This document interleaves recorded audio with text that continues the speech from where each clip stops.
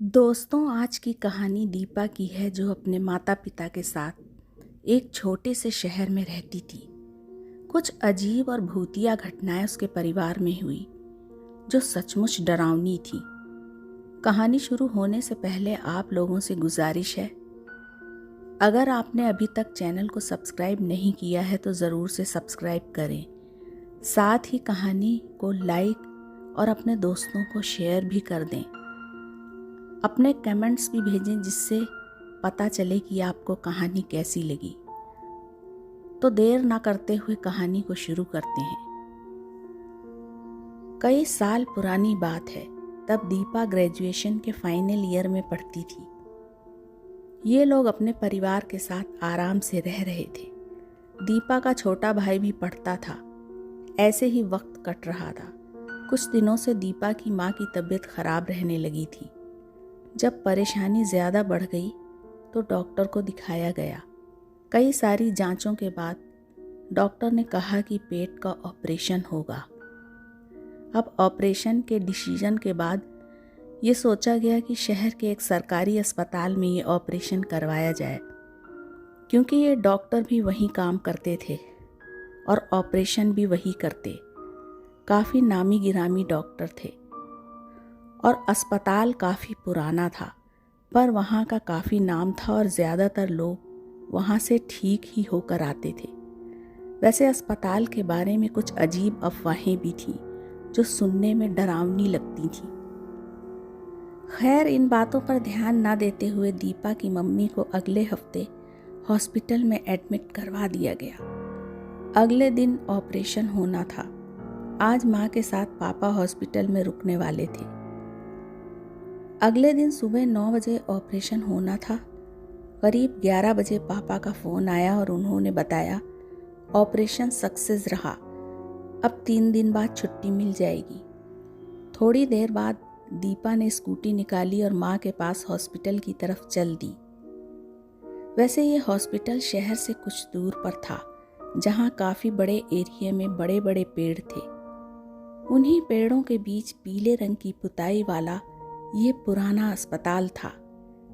दीपा चारों तरफ देखती जा रही थी। बहुत कम लोग दिखाई दे रहे थे। आमतौर पर जैसे हॉस्पिटल में भीड़ भाड़ गहमा गहमी रहती है, वैसा कोई नज़ारा यहाँ नहीं था। अब दीपा माँ का कमरा ढूंढती हुई वहाँ पहुँच गई। बहुत बड़ा कमरा था। बेड पर माँ आंखें बंद किए हुए लेटी थी।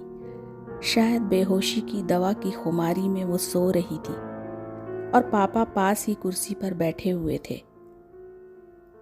काफ़ी देर तक दीपा और उसके पापा बात करते रहे। दीपा ने पापा से कहा कि आज मैं मम्मी के साथ रहूँगी, आप घर चले जाइए, मैं मैनेज कर लूँगी। और पापा चले गए। अब तक शाम हो गई थी और इसी बीच माँ को भी होश आ गया था और वो धीरे धीरे बड़बड़ा रही थी। दीपा ने एक किताब निकाल ली और पढ़ने लगी। कुछ देर पढ़ने के बाद उसका ध्यान माँ की तरफ गया तो उसे कुछ अलग सा लगा। उसको लगा जैसे माँ किसी से बात कर रही हो। वो पास की खिड़की की तरफ देख रही थी और किसी को डांट कर कह रही थी, यहाँ से चली जाओ, अब मत आना। दीपा को देखकर बड़ा अजीब सा लग रहा था। उसने कमरे के पीछे का दरवाज़ा खोला। पीछे एक खाली जगह थी और दूर कोने में वॉशरूम था, जहाँ बहुत धीमे पावर वाला बल्ब जल रहा था। दीपा को वो जगह डरावनी और सन्नाटे से भरी हुई लगी। उसने चारों तरफ देखा, मगर वहाँ कोई था ही नहीं। दीपा ने सोचा हो सकता है माँ पर दवा का असर हो, तभी उनकी ऐसी हालत है। अब तकरीबन रात के 10 बज चुके थे। डॉक्टर और नर्स माँ का मुआयना करके चले गए और उन्होंने कहा कि अब सब ठीक है। अब माँ भी सो रही थी। दीपा ने खाना खाया और पास पड़ी बेंच पर लेट गई। दोनों माँ बेटी गहरी नींद में थीं। तभी सोते सोते दीपा के कानों में कुछ आवाज़ सी आई। ये चूड़ियों के खनकने की आवाज़ थी। आवाज़ अब तेज हो गई थी, जिससे दीपा की नींद खुल गई। उसने चारों तरफ देखा, सब शांत था, कहीं कुछ नहीं था। दीपा उठी और उसने सब जगह देखा। उसने सोचा अब उठ ही गई हूँ तो वॉशरूम ही हो आती हूँ, और वो पीछे का दरवाज़ा खोलकर वॉशरूम की तरफ चल दी। वॉशरूम का दरवाज़ा बहुत पुराना था। दीपा उसे खोलने की कोशिश करने लगी। बड़ी मुश्किल से दरवाज़ा चरमराहट के साथ खुल गया और वो अंदर की तरफ बढ़ी।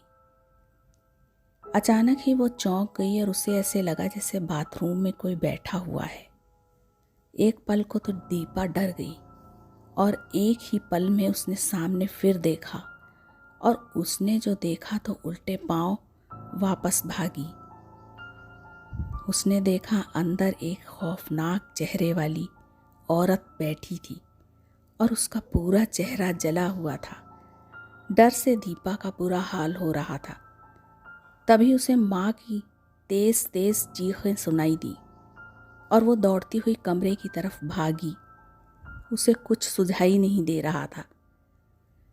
अंदर पहुंचकर उसने देखा माँ जोर जोर से चीख रही थी और उसके दोनों हाथों उसके गले पर थे और उसने अपना गला पकड़ रखा था। शायद वो किसी को हटाने की कोशिश कर रही थी। दीपा समझ नहीं पाई, पर अब उसे कुछ कुछ ये एहसास होने लगा था कि यहाँ कुछ है ज़रूर। ये अस्पताल सचमुच भूतिया है।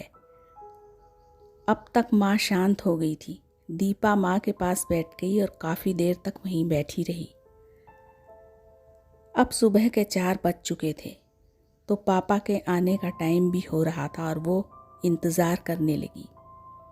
उसे वहाँ बिल्कुल भी अच्छा नहीं लग रहा था। 2-2.5 घंटे बाद ही पापा आ गए। दीपा चुपचाप बैठी रही। कुछ देर बाद उसके परेशान चेहरे को देखकर पापा ने पूछा कि क्या हुआ। दीपा ने कहा कुछ नहीं, पर पापा एक बात है, आप इस कमरे को चेंज कर दीजिए।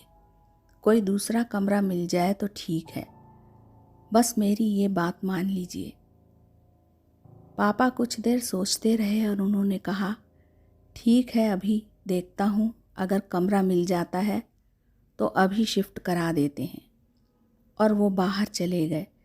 करीब आधे घंटे के बाद कमरा चेंज हो गया। अभी 2 दिन और बाकी थे।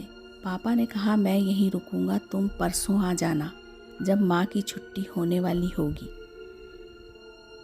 दीपा कुछ देर बाद वहाँ आ गई, पर उसके जहन में वो खौफनाक मंजर छाया हुआ था और उसके दिमाग से वो सीन उतर ही नहीं रहा था।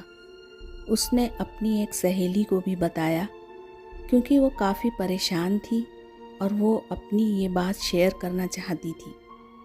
सहेली ने तसल्ली दी कि चल अब तो सब कुछ ठीक है, कल तो आंटी घर आ ही जाएंगी।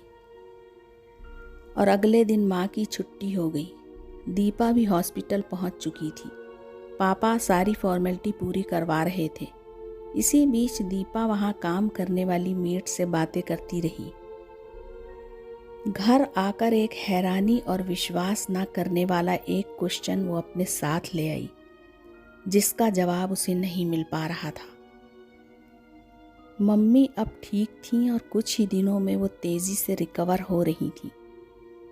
दीपा माँ से बात करती और उनका ध्यान रखती। कुछ दिनों बाद उसकी वही सहेली उसके पास आई और उसने पूछा, अब आंटी ठीक हैं, चल उनसे मिलते हैं। सहेली माँ का हालचाल पूछती रही। तभी उसकी निगाह माँ के गले पर पड़ी, जहाँ उंगलियों के काले गहरे निशान थे। उसे बड़ा अटपटा लगा। कमरे से बाहर आकर वो दीपा से बातें करने लगी और उसने माँ के गले के निशान के बारे में भी पूछा। तो दीपा ने उसे जो बयान किया वो हैरान कर देने वाला था। सचमुच बड़ा डरावना वाकया हुआ था उनके साथ। दीपा ने सारी कहानी सहेली को सुनाई और जब उसने बताया कि वो डरकर माँ के कमरे में आई तो वही बाथरूम वाली औरत जिसका जला हुआ चेहरा था, वो अपने हाथों से माँ का गला दबा रही थी। ये बात माँ ने भी उसे बताई थी, पर माँ को उसका चेहरा नहीं दिखा, सिर्फ उसके हाथ ही महसूस हुए। दीपा बताती जा रही थी कि उसने ये भी बताया कि अस्पताल की एक कर्मचारी ने उसे बताया कि अस्पताल के उस कमरे के बाथरूम में बहुत पहले एक औरत ने खुद को आग लगा ली और जली हुई हालत में इधर उधर भागती रही, लेकिन जब तक उसे ट्रीटमेंट के लिए ले जाया गया तब तक उसकी मौत हो चुकी थी। और कहा यह भी जाता है कि उसकी आत्मा अभी भी वहाँ भटकती रहती है। तो दोस्तों, सचमुच ही उस अस्पताल का वो कमरा भुतहा था। ये दीपा का ख्याल था या शायद वहाँ की जो अफवाहें कुछ हद तक सच ही होती जा रही थी। तो ये थी आज की कहानी जो दीपा के साथ घटी। इसमें कितनी हकीकत है ये दीपा जैसे लोग ही समझ सकते हैं, पर ये तो तय है कि हम इंसानों को कुछ जगह अपने डरावने होने का एहसास करा ही देती हैं। दोस्तों, कहानी को अब यहीं ख़त्म करती हूँ। एक नई कहानी के साथ फिर हाजिर होंगी। तब तक के लिए मुझे इजाज़त दीजिए।